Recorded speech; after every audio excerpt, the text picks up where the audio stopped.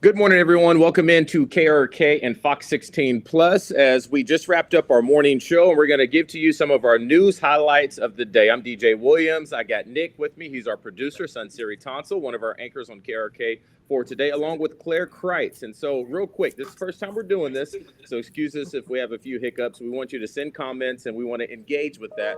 That QR code you see at the top of your screen, that's going to send you directly to our website so you can learn more information about everything we have going on at our new streaming platform. But you can kind of see the lineup today. We're going to talk about Kendrick Lamar's streaming boost. We got an egg heist where a Sun Series kind of fill you in with. It's pretty crazy.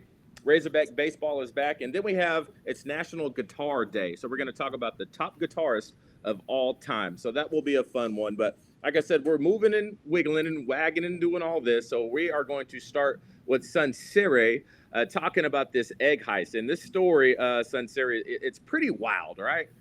Well, the whole situation with eggs in our country and prices has been pretty wild for a while, and it's, basically getting worse. The latest is Pete and Jerry's Organics had a trailer with 100,000 eggs. This was in Antrim Township in Pennsylvania, and state police are now looking for the person who's committed a felony because they stole 100,000 eggs.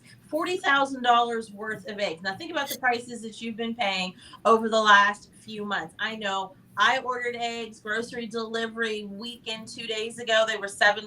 I ordered them this morning. They were $9.02 Wow. from Walmart for 18. I usually get 18 at a time. So you can see where the prices are trending. And now you have people stealing eggs. The other thing, I don't know if you checked your social media lately, when it comes to Valentine's Day, you see all of these things, people getting down on one knee, offering up this ring. I've seen nothing flying around except for people offering up a carton of eggs, men down on one knee, giving something more valuable than that diamond these days. And people are just cracking up about these memes. But I guess if you want to make your own solution, I was checking with From Scratch Farmstead, and you want to get yourself some laying hens to have at the house. That's going to set you back about $4 for the cost of a bird for a month. They say you can, for $200 a month, get 50 laying hens, and then none of this will be your problem because you will have your own supply. Yeah, so it's funny with this whole egg stuff. Beyond an egg heist, you hear about Waffle House charging 50 Right? cents A extra per egg. surcharge so you can have your eggs with your pancakes. And then it's funny, you see did you see what Cracker Barrel did in response to Waffle House? They put out a big thing online saying how they will not charge extra for their eggs at Crackle Barrel. So, people are starting to really kind of hop on board with this egg thing. Yeah. It kind of reminds me during COVID. What was that a shortage? Was it like ketchup or toilet paper? Toilet paper. No, that was the Toilet paper. shortage. But almost falsely created because the streams of where toilet paper has come from made commercial versus for the home are really different places. But everybody panicked and ran and bought, that kind of thing. And they actually get made for different places. The supply wasn't there because it's different kind of toilet paper that gets shipped around in that kind of situation. But this is just because it's so expensive. We've got the bird flu impacting the supply. It's just a mess. Well, and you're That is also a mess. seeing some stores limit cartons of eggs. Trader Joe's, you Now can they're starting to only limit to buy one. one. Mm-hmm. Yeah. Yeah. So, viewers, if you're out there, if you have a story about your egg buying experience that is We want to mind-blowing, hear it. please leave a comment, send us an email, and we'll make sure we'll address that on another episode of KRK and Fox 16 Plus. And Siri, I know you got to go. You got to do your cut in. Thanks so Yep, much for hanging it's out with coming up. us, giving them some information. Have a great day, son, Siri. All right, we're going to keep this thing rolling, and we're going to move towards Claire. You have some interesting stuff talking about Super Bowl, specifically about. Kendrick Lamar, of course, the halftime show. All eyes on the halftime show. A lot of people looking to see if he performed Not Like Us, which, very controversial there. But we want to talk about the streaming numbers. Overall, Kendrick Lamar saw an overall 175% increase in his streaming numbers. Not Like Us, 430% increase Wow. in those streaming numbers. Humble was actually 300%. Then followed by All the Stars with SZA at 290%. Even SZA herself saw an 80% increase overall in her streams. So a lot of people don't know this, but these performers do not get paid, but it ends up being pretty worth it. So I would say Now the debate is: were you out on the halftime show? Were you feeling it?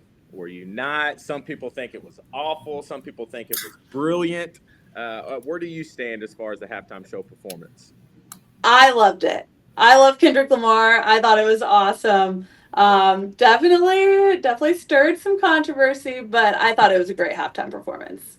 I feel like sometimes lyricists, Hmm. specifically rappers, when it comes to that form, it's tough. And Nick, I know you're a big music guy.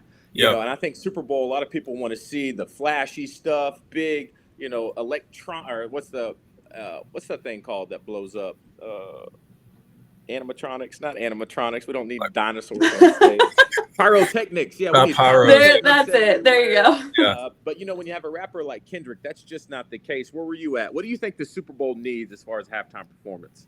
I thought it was pretty good. I think the thing that was most interesting to me were the people that he brought on. So everything was kind of shots at Drake. Obviously, Not Like Us is a shot at Drake in itself, but then he's got SZA, who's there. She dated Drake. Serena Williams comes on, and she's crip walking up there, and that's the thing is she had her thing with Drake, and then he's got beef with her husband, and her husband's just diminishing all of it. But I don't know. I thought it was actually pretty good. Some of the representation, that right there. I wonder how many Grand Nationals are going to start getting picked up, and people are going to try and soup those things up because I thought that was pretty sweet. But no, I thought it had plenty of entertainment value for sure. Okay, one more tidbit. I saw Stephen A. Smith say this on ESPN. He talked about, let's just say you're the husband of Serena. Would you want your wife to still partake in taking jabs at her ex, or would you prefer you to just move on? I don't know. I think I'd be fine with it. She could stand up for herself. That's the thing. It's like everybody knows that Alexi is a huge fan of Serena's. And I think anything that she does, he's going to be in support of, especially if she's sticking up for herself. And Drake's got all this beef with everybody, and he's saying whatever he wants. Yeah, I mean, go out there and do your thing and stand up for yourself. And I don't know, if I was in Alexi's shoes, I wouldn't have a problem with it. Claire? I mean, yeah, Drake has taken jabs at Serena. Why can she not get out there and, take a little jab back? Okay, I feel you.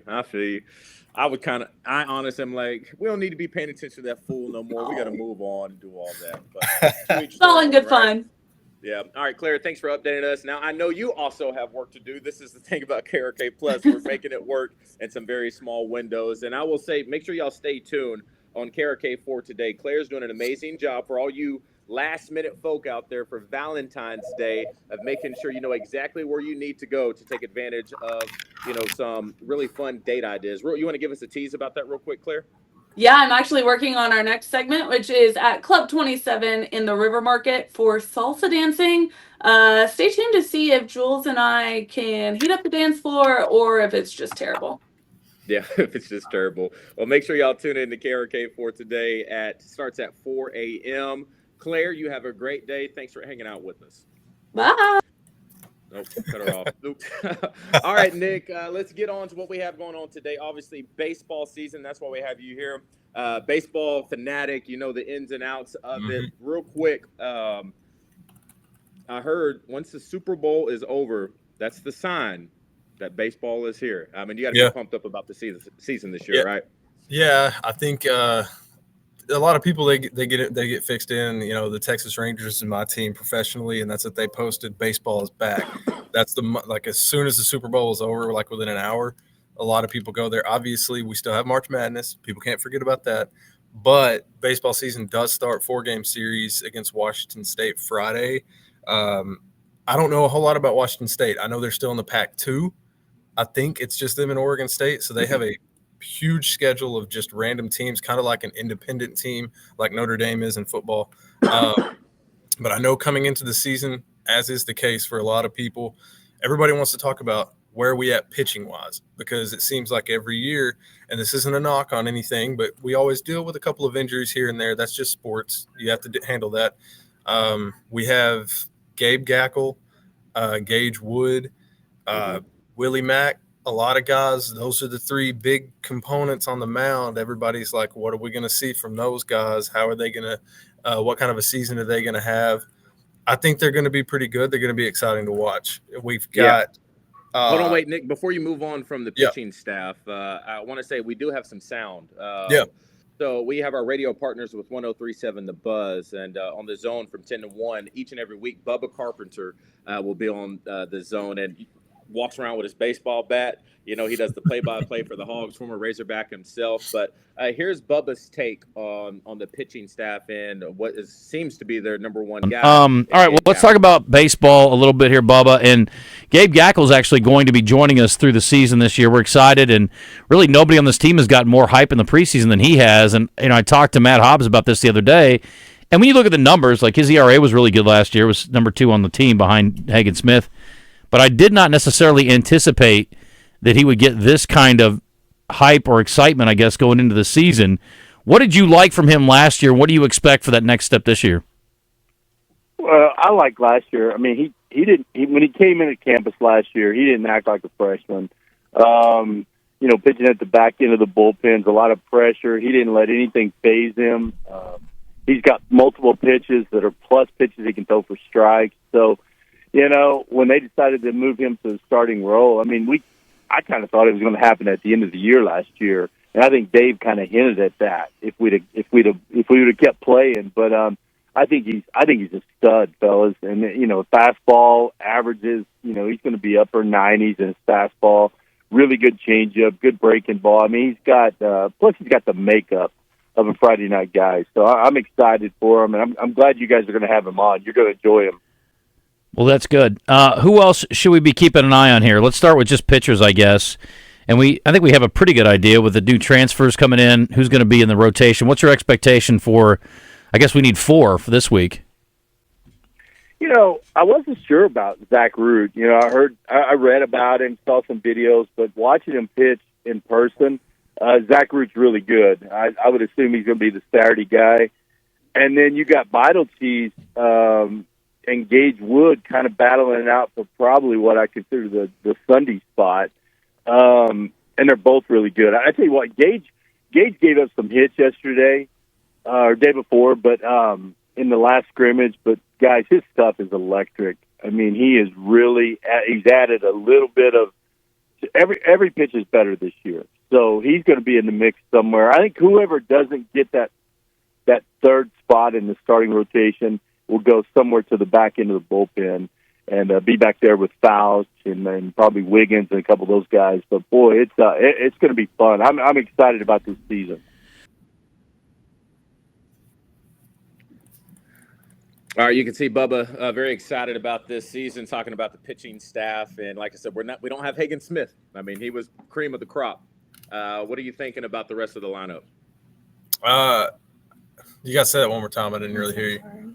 Oh yeah, sorry. We talked about how do you replace a Hagen Smith? Almost. Oh impossible. yeah. No, it's impossible. You don't replace a guy like that. I mean, you're hoping that Will McIntyre can be a guy who can come out there. I think that's what Bubba was saying there about being a Sunday guy. And obviously, when your Sunday guy is your number one guy. Saturday guy is pretty important. Your Friday guy is typically the most important guy on the mound. But if you're talking in terms of Game 3, if you get to Game 3 and you need a series to win, you'll throw your best arm out there. So hopefully McIntyre can do that. I know Gage Wood is another guy that could be pretty dependable. Gabe Gackel, like he said. But hopefully it's a collective effort to have those guys get you some big innings, get you some big wins and things like that, because there's no single one pitcher on this team that's going to replace what Hagen Smith did last year. Now, Bubba went on to say a little bit more in that interview we had with him. He says one of the most frustrating things he dealt with last year is maybe have a leadoff double or a leadoff triple, and guys not being able to get them home. Yeah. And so let's switch gears, talk offense. What do you think about offense this year? So I think when you look at a guy who's coming back like Kendall Diggs, 2 years ago he had his best season for the Razorbacks. I mean, he was a home run machine. That was a guy where if we had 2 on, he would crank a home run. He hit so many 3-run home runs, and he would drive those guys in. You need to see that this year for sure. I think the big thing for him last year was dealing with that shoulder injury. So hopefully he's healed. This is his 4th year with the Hogs. He's an experienced guy. He knows how to handle himself at the plate. So hopefully you get a guy like that in a position to where he can drive those guys home. Vahiva Aloy is the guy that I'm most excited to see. You know, we added his little brother, Kahio, and so hopefully both of those will bring a dynamic from a power standpoint, because Vahiva, when he was at Sacramento State that first year, he batted 367 or 376, one of the two, which is unreal. And then last year he took a little bit of a slump just because it's in the SEC. You're going to face different levels of talent, things like that. Hopefully that's a guy who can really, really produce this year. And I'm excited to see him in year 2 compared to what he was in year 1. You know, everybody talks about that jump that you make from year 1 somewhere to year 2. So hopefully that's something that he has. He's set up. I think Ryder Helfrich is going to be pretty good. He's another guy from year 1 to year 2. So the offense, I don't think, is really ever going to be a problem. They're going to hit a lot of home runs, but that's, like you said, they got to be able to knock those guys in, because it is frustrating when you get that leadoff guy on and you just don't do anything. But this lineup, it looks and feels like it's a little bit more complete this year than it was last year. Gotta love it. First game, February 14th, Day of Love. It's going to be a 4-game series against Washington State Cougars at Baum-Walker Stadium. That is a Friday. All right, this next one, let's get into a national day. This should be fun. I think you'll like this one, Nick, because you're a music guy, okay? Yeah. So let's get into a national day. All right, we're going to take a look at some of the top guitarists of all time. And this is ranked from 5th to 1st, all right? So I'm curious about what you're going to say on this one. So what do you think? If you were going to go from 5 to 1, I want to hear your thoughts first. Who you got? Oh, man, 5 to 1. Well, Mark Knopfler should be on the list for one. Eddie Van Halen's probably on the list. I don't know, man. That's tough. There's so many great guitarists that are out there. Slash is probably on the list somewhere. I don't know if I could give you 2 more. I'd have to see it and really digest it. But those 3 I would think should be on there. Okay. Yeah. You ready for this? Zeppelin's on there. Let's go starting with number 5, Eric Clapton. They have ranked as the 5th best guitarist of all time. Obviously, different vibe. I know you like the rock and roll, Nick. I know you like it, all right? But you can't deny his talent, right? No, I mean, Clapton's fantastic. He's had a massive influence on a lot of musicians throughout their careers. Top 5 all time. I don't know who did this list, but I don't know if I'd put him top 5. He definitely is one of the more influential musicians, so you have to give him credit there. A lot of people will say that he is top 5. Me personally, I wouldn't have him in my top 5. All right, here we go. Let's see what you think about number 4 on the list, Slash. Yeah, that's what. I figured Slash would be on here. A lot of people, I mean, everything that he did with Guns N' Roses, and then stuff that he did with Velvet Revolver, and when he did a great album with Miles Kennedy, who was the lead singer for Alter Bridge. You know, that dude right there, he can shred, and I think he definitely deserves to be on the top 5. All right, here we go. Number 3 of all time, Eddie Van Halen. I can't disagree with it. I can't disagree with it. I think what's incredible is he formed a style of play that a lot of people adapted. Where he did tapping on his guitar, which was just different at the time. Not a lot of people did it. I mean, he's iconic. He definitely deserves to be top 5 for sure. All right. Who do you think is number 2 and number 1? Dude, I wish I could think of his name. The guitarist for Led Zeppelin should probably be number 2 or number 1. Jimmy Page. Yeah, there he is. I was blank. For some reason, Robert Plant and John Bonham were the only 2 that I could think of. Yeah, Jimmy Page, 100%.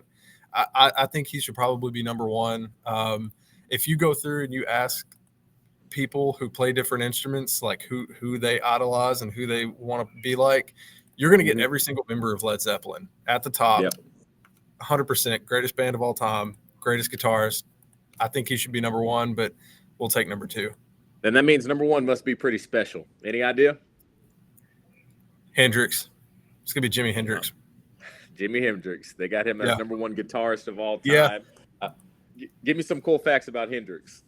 The fact that he played his guitar like backwards was pretty cool. I don't know, man. The biggest what if in music to me, I mean, you have the famous 27 Club for all the musicians who, sadly they died at 27. He's one of them. Mm-hmm. He to me is the biggest what if. I mean, what if we get 30 more years of Hendrix music and all this stuff? I mean, he is so influential. He's just incredible. Listening back to a lot of the stuff that he did that was way ahead of its time. Yeah, I see the argument for him being number one. I would probably not have him number one myself, but he's definitely a top 5 for sure. All right, that's it for our National Guitar Day, and that's about to be it as we wrap up this edition of KRK for today in Fox 16 Plus. Like I said, this is something new, and we want people to follow it. So make sure it's going to be on all streaming platforms. We're going to have so many different elements, and once we start having our live feature, we're going to have a chat box where we can interact with people who choose to hop in and hang out with us. And once again, that QR code that you see at the top of your screen will send you directly back to our website at KARK.com. Nick, I appreciate you, and everyone else. I'm sure Sansere and Claire want to thank you as well. That's all we have for you here today. We hope you have a great one, and we'll see you tomorrow.